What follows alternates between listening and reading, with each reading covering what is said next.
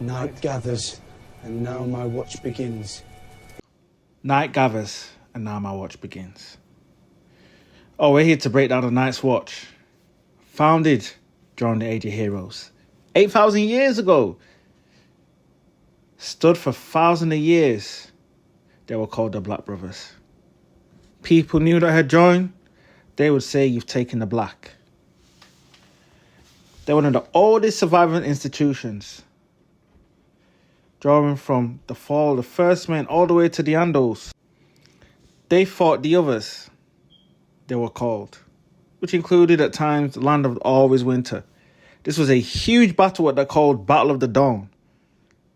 After this battle, Bran the Builder, founder of House Stark, raised the wall, which made the Night's Watch the protectors. They would normally watch over this wall where you had so many enemies. During this time of the Age of the Heroes, Children of the Forest were in alliance with the Night's Watch, as they gave them daggers for camaraderie. The common enemies included the Free Folk, which were known as the Wildlings. But at times they were reminded that their greater enemy was the ancient Far North. The Night's Watch is divided into three orders: the Rangers, Builders, and Stewards. If you were the head of that sector, you would be called the first, such as the first Ranger, the first Builder, and the first Steward. All led their own offices as they were officers. Stewards normally would hunt, farm, maintain weapons, train in combat. Then you had your Builders.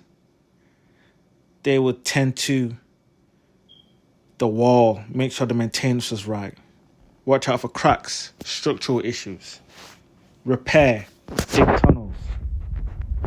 Meanwhile, the Rangers would scout and patrol the haunted forest, such as the Wildlings.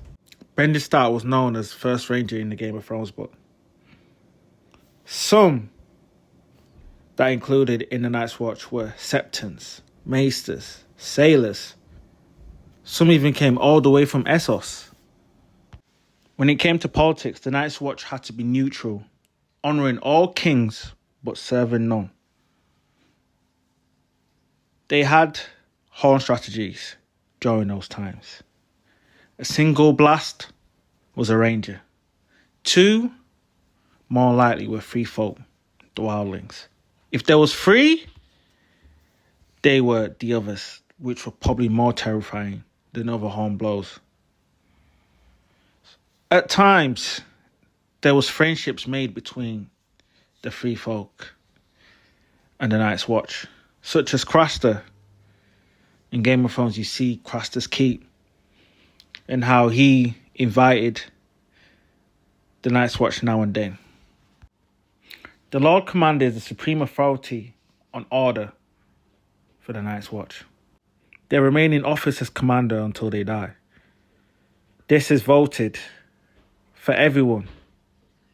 Anyone has the right to be nominated for Lord Commander, no matter the background or where one is from. Now, when it came to people joining the Night's Watch, some went for redemption, others to avoid punishment. Some even went for honour. In the early ages, this service of being one of the Black Brothers was a huge honour.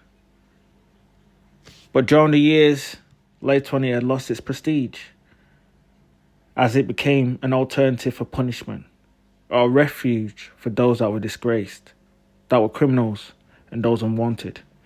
Those that were unwanted at times could have been unwanted sons of High Lords, or those not born in high birth, like the ones that were the B word.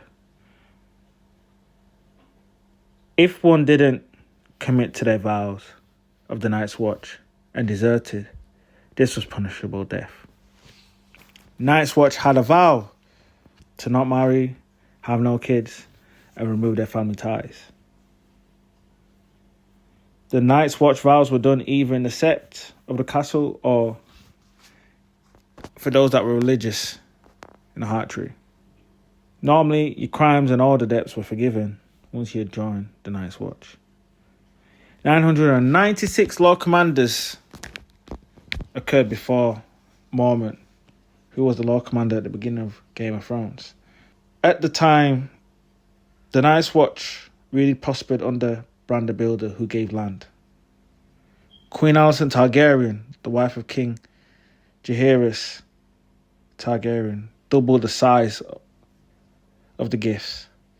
But later on, the land declined. The Night's Watch were normally dressed in clad in black garments, normally rough spun wool. Some of the other brothers wore velvet, crisp leather, moleskin, or sable.